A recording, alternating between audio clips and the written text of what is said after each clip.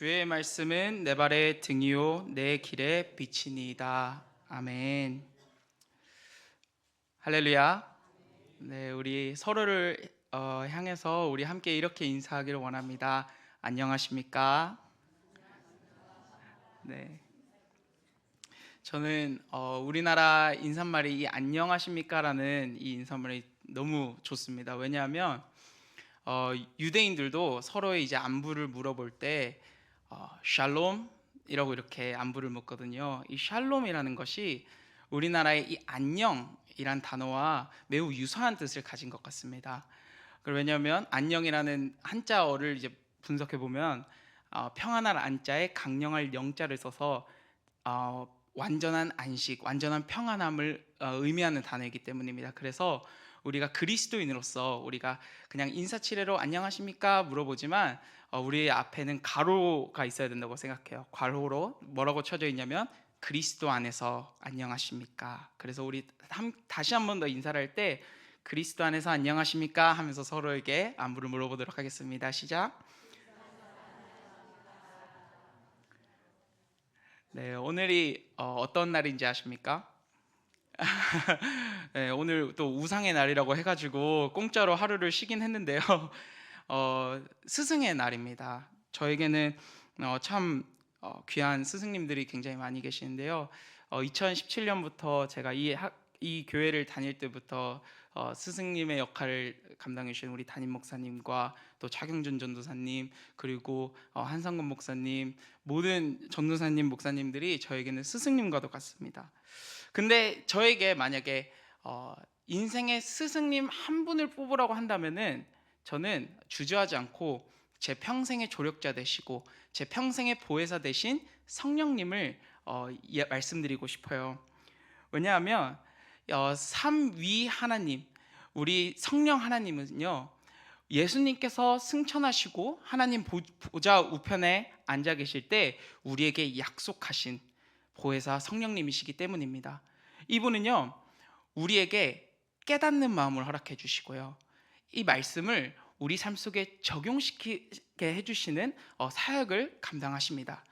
그래서 제가 오늘 나누고자 하는 말씀의 주제는 성경 말씀입니다. 그래서 성경 말씀의 주제를 가지고 말씀을 나누기 전에 제가 성령 하나님에 대해서 말씀을 드리는 이유는 우리가 성령 하나님의 도우심 없이는 이 성경을 이해할 수도 없고 적용할 수도 없기 때문입니다. 그래서 우리는 말씀을 읽기 전에 항상 기도로 시작해야 하는 게 가장 좋다고 생각해요. 기도로 성령님, 이 말씀에 조명하여 주시고 내 마음 가운데 적용시켜 주시고 확신하게 하여 주셔서 내 삶 가운데 이 말씀의 능력이 실현되게 하여 주시옵소서. 그리고 우리가 말씀을 읽을 때 이 말씀이 우리가 우리 삶 속에서 적용시켜 나갈 수 있는 그런 말씀이 된다고 저는 믿습니다. 제가 이 자리에 서 있는 것마저도요, 성령님께서 저를 붙잡아 주시지 않는다면 말씀 한 글자로도 저는 선포할 수 없습니다. 왜냐하면 마치 저는 설교자는 컴퓨터 스피커나 다름이 없다고 생각해요. 컴퓨터 스피커는요, 본체에 연결되지 않으면은 아무 소리도 낼 수가 없습니다. 본체에 연결돼 있어야지만 소리를 낼 수 있는 건데요, 저도 이 자리에 서서 말씀에 연결되어 성령님을 의지하여 제가 말씀을 선포하지 않는다면, 제가 그냥 이 자리에 서서 제 생각, 저의 주관만 여기서 30분 동안 떠들고 내려가는 거라면 차라리 저는 30분 동안 아무 말 없이 서서 그냥 서 있는 게 오히려 이 교회와 여러분들에게 덕이 될 거라고 저는 생각해요. 그래서 지금 이 순간 말씀이 선포되는 이 자리에 성령 하나님께서 가득히 임재하여 주시기를 간절히 소망합니다. 제가 어렸을 때 일입니다. 물론 얼마 되진 않았어요. 저희 아버지가 운전을 하실 때는요, 항상 근처에 있는 슈퍼나 이제 편의점에 가서 지도를 구매를 하셨습니다. 왜냐면 그때는 내비게이션이 보급이 돼 있지 않던 시절이기 때문에 항상 지도를 보고 이렇게 운전을 하셨었거든요. 시간이 지나니까 이제 각 자동차마다 내비게이션이 이제 조금씩 보급되기 시작하더니 요즘에는 스마트폰으로 이제 내비게이션을 쓰는 시대가 온 것 같습니다. 저도 이제 카카오 내비라든지 티맵을 이제 주로 많이 사용하는데요. 제가 이 내비게이션을 쓰는 이유는 세 가지 기능 때문에 있는 것 같습니다. 근데 이 세 가지 기능이 성경 말씀의 역할과 굉장히 유사하다고 생각이 되어서 오늘 이 세 가지를 정리하여서 여러분들에게 성경의 역할, 성경이 우리에게 주는 유익, 우리는 성경을 어떻게 활용해야 되는가에 대해서 나누고자 합니다. 먼저 내비게이션은요, 우리에게 첫 번째로 나는 지금 어디에 있는가를 알려줍니다. 두 번째는요, 나는 지금 어디를 바라보고 있는가. 세 번째는요, 나는 어떻게 가야 되는가, 목적지까지. 그래서 우리가 이 세 가지를 나눠보도록 하겠습니다. 우리의 인생의 내비게이션, 말씀이 우리에게 가르쳐주는 첫 번째는 나는 지금 어디에 있는가입니다. 제가 지금 여기서 카카오 내비를 탁 키게 되면요, 제 위치를 정확하게 알려줄 겁니다. 독산로 154 시온산교회 위치를 정확하게 알려주겠죠. 성경은요 마찬가지입니다. 우리가 이 성경을 피고 이 성경의 말씀을 읽을 때 아마 이런 경험 한 번쯤은 해보시지 않으셨을까 생각이 됩니다. 분명 출애굽하는 이스라엘 백성들의 이야기를 읽는데 거기서 제가 보이기 시작합니다. 분명 예수님을 3번 부인하는 베드로의 모습을 보는데 거기서 제가 보이기 시작해요. 왜냐하면 성경은요 수천 년 동안, 그리고 정말 많은 저자들에 의해 기록되어 있는 책인데도 불구하고 오늘날 살고 있는 우리에게까지 적용이 되는 살아있는 하나님의 말씀이기 때문입니다. 히브리서 4장 12절에 보면요, 그 이유가 정확하게 기록이 되어 있는데, 그 이유는요, 하나님의 말씀은요 살아있고 활력이 있어서 우리의 영과 혼을 찔러 쪼개기까지 하신대요. 그 말인즉슨 우리가 말씀을 읽을 때 그저 기록되어 있는 말씀, 죽어있는 말씀이 아니라 오늘날 우리에게도 하나님께서 말씀하신다. 이 말씀을 통해서, 이 성경을 통해서 우리가 그렇게 받아들일 수 있습니다. 그렇기 때문에 우리가 이 성경을요 우리 인생의 거울, 내가 과연 어디에 있는가를 알 수 있는 책이라고 할 수 있겠습니다. 우리 함께 역대하 34장을 함께 펼쳐보도록 할까요? 역대하 34장입니다.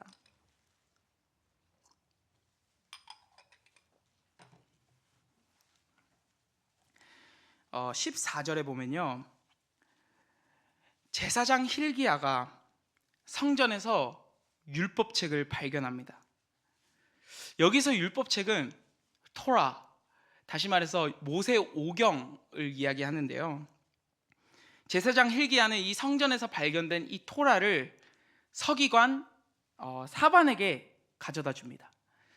그래서 사반은요 이 발견된 이 율법책을 그때 당시 남유다의 왕이었던 요시야에게 가서 이 책을 발견했습니다.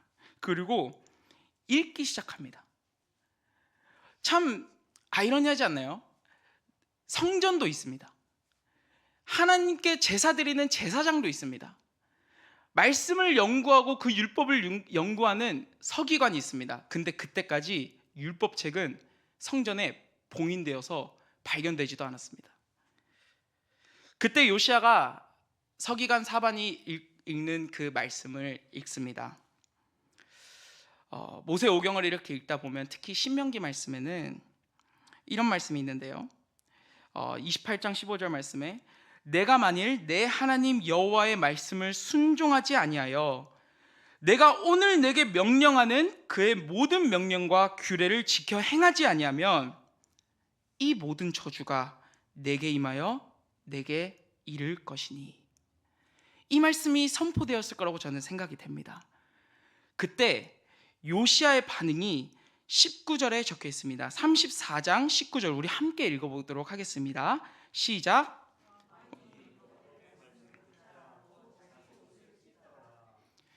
자기 옷을 찢고 주님 앞에 회개하기 시작합니다. 우리가 여기서 성경에서 나와 있는 것은 요시야가 옷을 찢었다입니다. 근데 이 옷을 찢었다에 더 깊이 들어가 보면은 요시야는요, 마음이 찢어져 버렸어요. 갈기갈기. 왜냐하면 성령 하나님께서 말씀이 선포될 때 요시야의 마음을 건드셨기 때문에, 조명하셨기 때문에, 확신케 하셨기 때문에 요시야의 마음은 찢어져 버린 거예요. 왜냐하면 요시야의 할아버지와 아버지, 이 선대 왕들이 우상들을 허용하고 그 나라가 우상들을 섬기는 난장판이었기 때문에 요시야는요, 현재의 위치를 깨닫게 된 겁니다. 아, 지금 잘못 가고 있구나. 내가 우리 지금 이 남유다가 잘못된 위치에 있구나 라는 사실을 말씀을 통해서 알게 된 것이지요. 우리 누가복음 5장을 한번 펼쳐보도록 하겠습니다.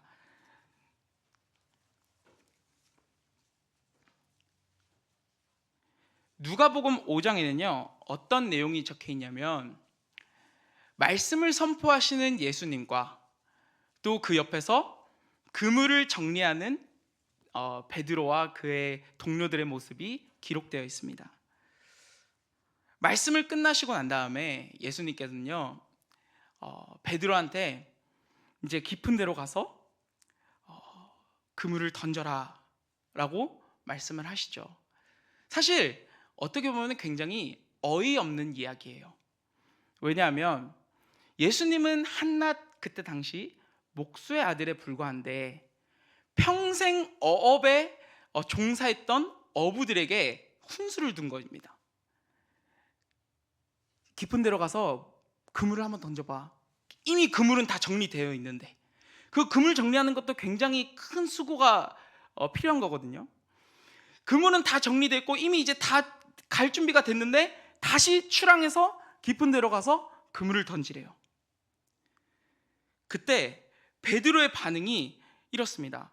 5절 말씀에 시몬이 대답하여 이르되 선생님, 우리들이 밤이 새도록 수고하였으되 잡은 것이 없습니다.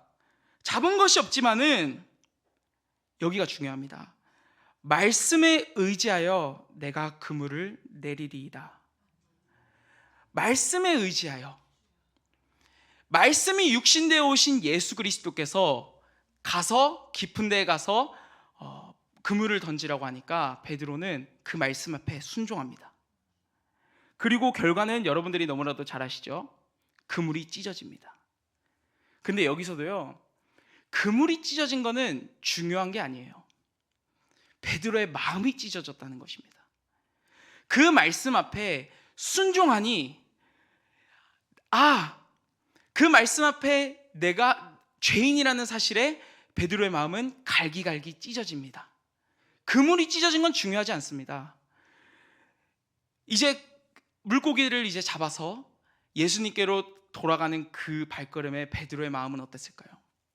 아마 베드로의 이 첫 마디가 그 모든 마음을 대변한다고 저는 생각합니다. 주님, 나는 죄인이로소이다. 나를 떠나소서. 남유다의 요시야도 시몬 베드로도 말씀 앞에 서니까 본인의 위치를 깨닫습니다. 내가 죄인이구나. 우리가 이제 최근에 철로역정이라는 뮤지컬을 청년부에서 이렇게 준비를 했는데요. 거기서 서동욱 청년이 이제 연기를 했던 필그림이라는 주인공이 나옵니다.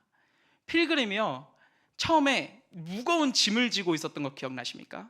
그게 이제 죄의 짐이라고 이제 우린 보통 이야기하는데, 그 죄의 짐이 언제 지워지냐면 필그림이 말씀을 읽기 시작할 때, 손에 말씀을 쥐고 말씀을 읽어가면 읽어갈수록 그 등에 있던 짐이 점점 무거워지는 것을 느끼는 겁니다. 그리고 깨닫습니다. 내가 있는 이 위치가 멸망의 도시였구나. 그때부터 순례길은 시작됩니다. 사랑하는 시온산교회 성도 여러분, 말씀 앞에서 드러난 여러분들의 위치는 어디입니까? 우리의 인생의 내비게이션, 말씀이 가르쳐주는 두 번째는 나는 지금 어디를 바라보고 있는가입니다. 제가 내비게이션을 또 이렇게 켜게 되면요, 내비게이션은 위치를 알려주는 데서 끝나는 것이 아니라 내가 지금 어디를 향하고 있는가, 내가 지금 어디를 바라보고 있는가가 드러납니다. 예를 들어서 제가 내비게이션을 켜고 우회전을 하면요, 내비게이션도 따라서 그 지도를 오른쪽으로 틀어버립니다.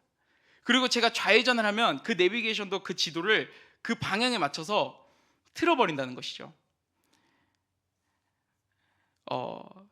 제가 한 가지 미션 하나 드려도 될까요?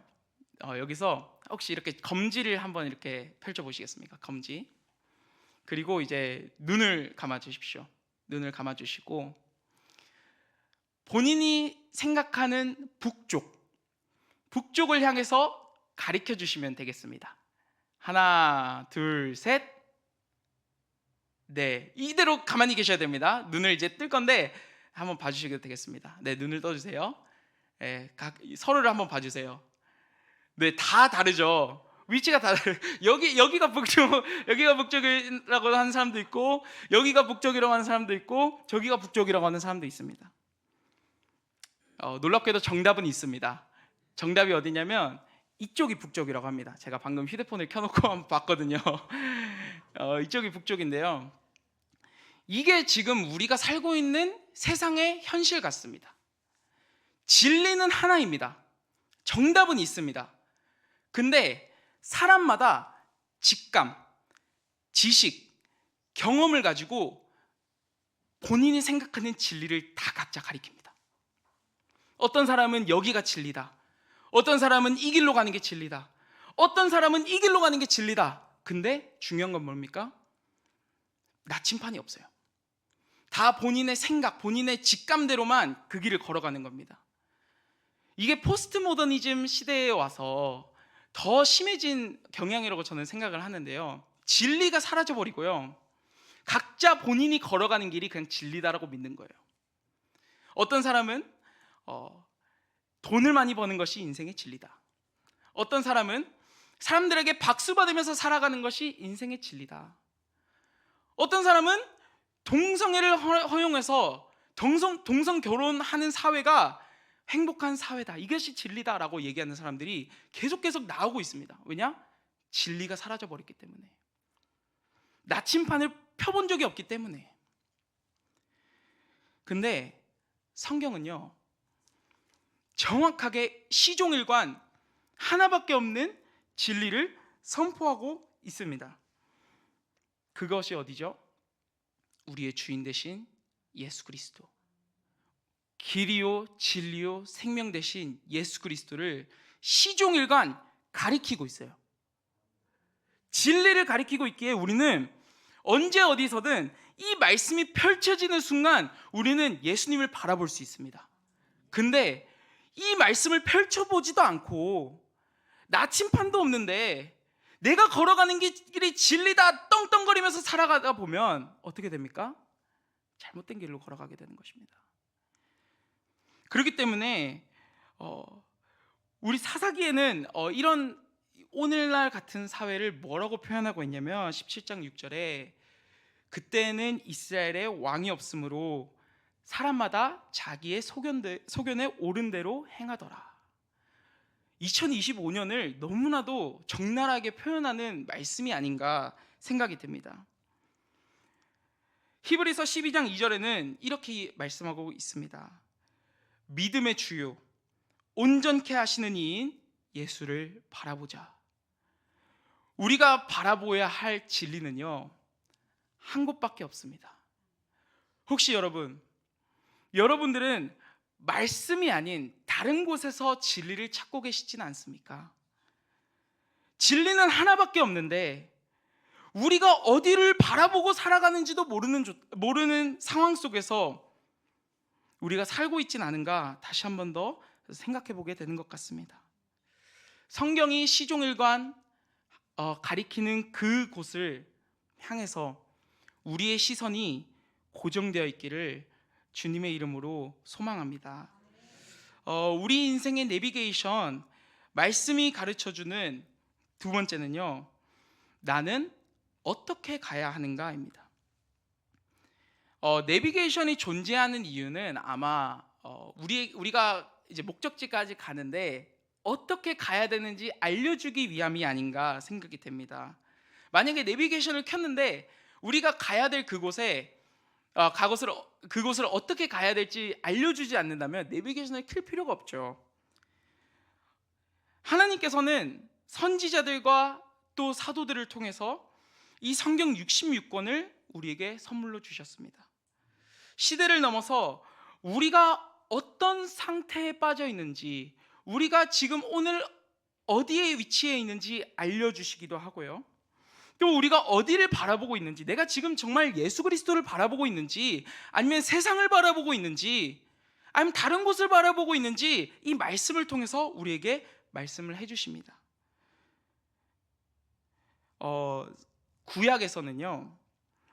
구약에서도 하나님께서 하나님께로 나아갈 수 있는 길을 알려주셨습니다. 그게 뭐냐면 모세오경, 즉 율법서입니다.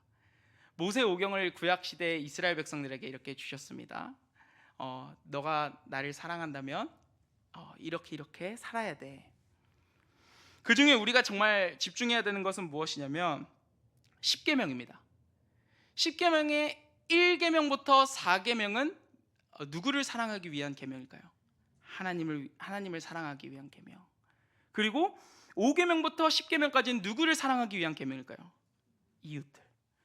그래서 예수님께서 이렇게 말씀하시죠. 마음과 뜻과 목숨을 다해서 여호와를 사랑하고 내 하나님을 사랑하고 내 이웃을 내 몸과 같이 사랑하는 것이 율법과 선지자의 강령이다 라고 예수님께서는 말씀하고 계십니다. 하나님께서는 분명히 선지자 모세를 통해서 하나님께로 나아갈 수 있는 길을 제시해 주셨습니다. 물론 그 율법을 하나하나 완벽하게 지키는 것은 불가능합니다. 왜냐하면 우리는 죄인이기 때문이죠. 태어날 때부터. 다만 그 방향만큼은 올바른 방향이란 것입니다. 하나님을 향하고 있기 때문에 하나님을 사랑하는 방법, 그리고 하나님의 백성들을 사랑하는 방법. 근데 이스라엘 백성들은요 계속해서 무시해버립니다. 그 모세오경을. 요시야 시대 때도 마찬가지예요. 제1계명이 하나님 외엔 다른 신을 섬기지 말라고 분명히 하나님께서 말씀하셨는데 사람들이 많아지고 말들이 많아지고 각자 가리키는 진리가 다 다르다 보니 우상들을 만들어내기 시작하고요. 각자 본인이 걸어가는 그 길대로 걸어가는 것이 옳은 길이라고 합리화해버리기 시작합니다. 그래서 하나님은요 계속 선지자를 보내시는 거예요. 그 길이 아니야. 다시 돌아와. 그 길이 아니야. 너는 지금 하나님을 바라보아야 해. 근데 선지자들을 죽여버리고 선지자들을 무시해버리고 그것이 예수님의 시대까지 오게 됩니다. 사랑하는 성도 여러분,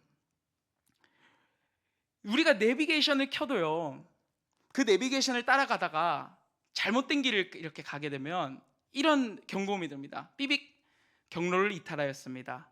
경로를 재탐색합니다. 선지자들이 계속 그 역할을 한 겁니다. 경로를 이탈했다. 경로를 이탈했다. 여호와께 돌아가라.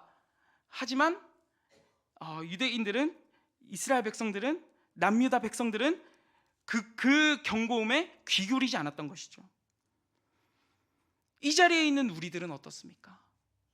이 말씀은요 오늘도 우리에게 그 길이 아니야. 너는 지금 잘못된 곳을 바라보고 있어. 넌 잘못된 길을 걸어가고 있어 라고 계속해서 경고음을 주는데 귀를 막아버립니다. 펼쳐보지도 않아요. 왜냐하면 그 삐빅 경로를 이탈하였습니다라는 그 소리가 너무나도 거슬리거든요. 하지만 이 말씀에 우리는 계속해서 집중해야 됩니다. 어떤 길이 하나님이 원하시는 경로인가? 어떤 길이 하나님을 기쁘시게 하는 경로인가에 우리의 마음을 다해서, 목숨을 다해서, 생명을 다해서 여호와를 사랑하고 또 이 말씀을 붙잡아야 될 줄 믿습니다. 신약 시대가 되었습니다. 이제 하나님의 때가 찼어요. 하나님의 경로, 하나님의 길, 진리, 그분이 말씀이 육신되어서 우리 가운데 거하셨습니다. 임마누엘의 하나님, 복음이죠. 제2위격의 하나님은요 우리 가운데 오셔서 계속해서 말씀하고 계십니다. 우리가 그분이 우리를 위해 죽으셨기 때문에, 그분이 우리를 위해 다시 살아나셨기 때문에 우리는 그분으로 말미암아 하나님의 자녀가 되는 권세를 누릴 수 있음을 고백합니다. 그분이 길이요 진리요 생명이시기에 우리는 오직 성경으로 말미암아 오직 그리스도를 우리가 바라볼 수 있고요, 오직 은혜로 말미암아 오직 믿음으로 하나님의 자녀가 될 수 있습니다. 하나님의 자녀로서 오직 하나님께 영광을 올려드리는 삶을 살아갈 수 있는 것입니다. 사랑하는 시온산교회 성도 여러분, 여러분들은 인생의 내비게이션이 제시하는 길을 따라 오늘도 걸어가고 계십니까? 이제 저도 내비게이션을 이제 켜놓고 운전을 하다 보면 가끔씩 이해가 안 될 때가 있습니다. 왜 이 길로 가라고 하지? 분명히 저 기숙사에서 교회까지 오는 길은 제가 빠삭하게 알고 있거든요. 근데 한번 이렇게 돌아가라고 이렇게 안내를 하는 겁니다. 왜 이쪽으로 안내를 하는 걸까? 그래서 저는 무시했습니다, 내비게이션을. 그냥 내가 아는 길로 가야겠다. 왜냐면 여기가 더 빠른 길이기 때문에, 제 생각에는. 근데 알고 보니까 그 길이 엄청 막히는 길이더라고요. 이유가 있었습니다. 내비게이션이 돌아가라고 한다면. 우리 인생의 내비게이션, 이 말씀도 동일하지 않나 생각이 됩니다.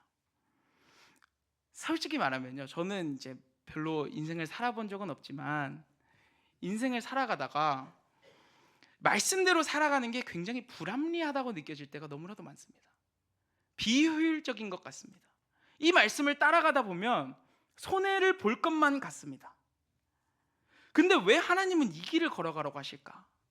아무도 걸어가지 않으려고 하는 이 좁은 문, 좁은 길을 따라 걸어가라고 하실까? 이런 생각을 가끔씩 들게 되는데요, 그래서 아마 저도 그런 것 같습니다. 그냥 내가 아는 길, 그래, 불합리하지 않은 길, 효율적인 길을 찾아 이렇게 걸어가려고 하는데, 잠언 3장 5절에서 6절 말씀, 제가 너무나도 사랑하고 암송하는 말씀인데요, 이렇습니다. 너는 마음을 다하여 여호와를 신뢰하고 내 명철을 의지하지 말라. 너는 범사의 그를 인정하라. 그리하면 내 길을 지도하시리라. 여호와께서 나의 모든 것을 아시기에, 나보다 나를 너무나도 잘 알고 계시기에, 내가 걸어가야 할 길, 내가 걸어가야만 하는 길, 내가 걸어갈 수밖에 없는 그 길을 나보다도 잘 알고 계시기에, 그분은 말씀을 통해서 오늘도 좌회전이야, 우회전이야, 직진이야, 아니야 너 지금 잘못 가고 있어, 유턴해야 돼, 오늘도 계속해서 말씀하고 계시는 것입니다. 우리는 그분을 신뢰하고 인정할 때, 그분의 신실하심과 전지하심과 그분의 압도적인 사랑을 우리가 인정할 때, 그분께서 한 걸음 한 걸음 우리의 길을 지도해 주실 줄 믿습니다. 또 인생 내비게이션을 따라가다 보면요, 인생의 터널을 만날 때가 있습니다. 특히 이제 고속도로를 가다 보면 터널을 만날 때가 있어요. 터널은요, 우리나라 터널 같은 경우에는 굉장히 이제 조명도 많고, 뭐 요즘에는 뭐 무지개 모양으로 해가지고 졸지 말라고 이렇게 막 삐용 삐용 막 이렇게 심심하지 않게 이렇게 소리도 내주더라고요. 근데 터널은요, 원래 외롭고 어두운 곳입니다. 아무도 가기 싫어하는 곳. 거기 들어가기만 하면 절망스럽습니다. 왜냐? 끝이 안 보이기 때문에. 하지만 우리가 기억해야 될 사실은, 이 말씀이 하나님께서 그 터널을 지나라고 하신다면 분명히 저는 이유가 있을 거라고 생각합니다. 왜냐하면 이 터널의 끝에는 광명이, 밝은 빛이 기다리고 있을 것임을 믿기 때문입니다. 이 성경에서 먼저 이 어둡고 침침한 이 터널을 지나간 믿음의 선조의 고백을 따르자면요, 내가 사망의 음침한 골짜기를 다닐지라도 내가 해를 두려워하지 않을 것은 주께서 나와 함께 하심이라. 주의 지팡이와 막대기가 나를 안위하시나이다. 저는 어렸을 때 이런 생각을 했던 것 같습니다. 주의 지팡이와 막대기 왜 두 개를 들고 이렇게 안위를 하시는 것일까? 그냥 두 개가 그냥 하나를 그냥 그렇게 표현한 게 아닐까라는 생각을 하게 됐는데, 나중에 어떤 이제 설교를 통해서 알게 된 것은 무엇이냐면, 옛날 고대 그 목동들은요, 지팡이랑 막대기를 두 개를 들고 다녔대요. 이 막대기는 어떤 용이냐면 양들을 이제 인도하기 위함입니다. 톡톡 치어가면서 안 돼, 거기 아니야, 거기로 가면 떨어져, 이러면서 톡톡 치어가면서 이제 양들을 이제 몰고 가는 용으로 이제 막대기를 사용하고요. 이 지팡이는요, 크고 무거워서 맹수들이 찾아오면은 그걸로 이제 대항하기 위함으로 이렇게 두 가지를 들고 다닌다고 한다고 합니다. 참으로 감사한 사실은 하나님이 우리를 치실 때 이 몽둥이로 우리를 치지 않는다는 게 참 은혜인 것 같습니다. 막대기로만 톡톡 톡톡. 근데 양들이 뭘 알겠습니까? 양들은 시력도 안 좋은데 어두컴컴한 그곳에서 걸어가다 보면요, 축축거리는 그 골짜기 가운데 내가 어디로 가는지도 모르겠고, 내가 지금 여기가 어디에 있는지도 모르겠고, 내가 어디를 바라보고 있는지도 모르고, 근데 나의 안위가 되는 건 무엇이냐면 톡톡 톡톡 나를 길 인도하시는 그 하나님께서 내 옆에 계신다는 그 사실만으로 위안이 된다는 것입니다. 종혁아, 그 길 아니야. 누구누구야, 그 길 아니야. 주님의 음성 들으면서 그 어두운 길을 한 발짝 한 발짝 걸어가다 보면 어디가 있냐면 푸른 풀밭, 쉴만한 물가, 그곳으로 주님께서 우리를 인도하실 줄 우리는 믿습니다. 혹시나 제가 이 말씀을 내비게이션에 이렇게 비유한 것이 마음에 거리낌이 되신다면 저를 용서해 주십시오. 왜냐하면 저도 압니다. 내비게이션은 완벽하지가 않아요. 오류도 가끔씩 많이 나고요. 또 업데이트가 되지 않으면 이상한 길로 또 안내해 주기도 합니다. 근데 참 우리에게 위안이 되는 사실은 무엇이냐면, 이 말씀은요, 풀이 마르고 꽃은 시들어도 1.1획도 변하지 않는 하나님의 말씀이라는 사실입니다. 이 말씀을 따라가면, 이 말씀은 영원토록 계시는 하나님의 그 보좌 앞에, 하나님의 나라로, 예수 그리스도의 그 품 안으로 우리를 인도하는 안내서이자 우리를 변화시키고 우리를 위로하고 우리를 인도하는 참 내비게이션이요, 변하지 않는 하나님의 사랑의 말씀인 줄 믿습니다. 사랑하는 시온산교회 성도 여러분, 당신의 인생의 내비게이션은 켜져 있습니까? 말씀을 매일 가까이 하면서 그 말씀 앞에 두렵고 떨림으로 서고 계십니까? 그 말씀을 따라 지금 내가 어디 있는지 깨닫고 내가 어디를 바라보고 있는지 깨달으며 그 길을 따라 한 걸음 한 걸음 나아가고 계십니까? 우리 인생의 내비게이션, 하나님의 말씀을 따라 매일 내가 어디에 있으며 어디를 바라보며 어디를 향해 나아가야 할지 배우며 나아가는 우리 시온산교회 성도님들, 그리고 또 제가 되기를 주님의 이름으로 간절히 소망합니다. 아멘. 기도하겠습니다. 사랑의 하나님, 주님의 특별한 은혜로 이 66권의 이 하나님의 말씀을 우리에게 허락하여 주시니 너무나도 감사합니다. 주님, 우리가 너무나도 연약하고 우매하여서 말씀을 우리가 바라보지도 않고 내가 걸어가는 길을 안다며 떵떵거리며 나의 길을 걸어갔음을 진심으로 회개합니다. 주님, 이 말씀을 우리가 의지하여 하나님께로 나아가기를 간절히 소망하오니 성령 하나님이시여 우리를 붙들어 주시옵소서. 우리의 마음을 붙들어 주시옵고 깨닫게 하여 주시옵고 이 말씀 따라 걸어갈 수 있도록 우리에게 능력을 더하여 주시옵소서. 주님, 우리에게는 참으로 많은 기도 제목들과 또 어려움들이 많습니다. 나보다 나를 잘 아시는 주님, 나의 안고 일어섬을 하시며 나의 모든 것을 다 알고 계시는 주님께서, 주님, 우리가 부르짖으며 주님 앞에 나아갈 때 우리의 기도가 하나도 땅에 떨어지지 아니할 수 있도록 주님 우리를 붙들어 주시옵소서. 주님 사랑합니다. 이 모든 말씀 우리 주 예수 그리스도의 이름으로 기도드렸습니다. 아멘.